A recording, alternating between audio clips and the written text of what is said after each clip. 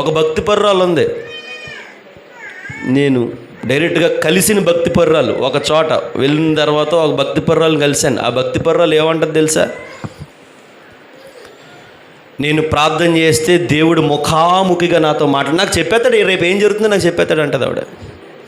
ఎల్లుండి ఏం జరుగుతుందో చెప్పేస్తుంది అంటది, నేను ఏం చేయాలో చెప్పేస్తుంది అంటది. అమ్మ చాలా సంతోషం తల్లి అన్నాను. ఇంతకు మీరు ఏం చేస్తారంటే, ఆవిడ ఇంట్లోనే ఉంటుంది, వాళ్ళ కుటుంబ సభ్యులు సినిమాలో నటిస్తారు. నిజమే, ఆ కుటుంబ సభ్యులట సినిమాలో నటిస్తారట. అదేటమ్మా మరి అంటే, దేవుడు చెప్పాడండి. ఏమని చెప్పండి?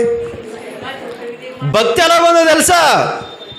మరి మందిరానికి వెళ్తావు, తెగ భక్తి చేస్తావు, తెగ ప్రార్థన చేస్తావు, నువ్వు కళ్ళు మూసుకొని ప్రార్థన చేస్తే దేవుడు నీకు ముఖాముఖిగా చెప్పేస్తాడు. ఏమని?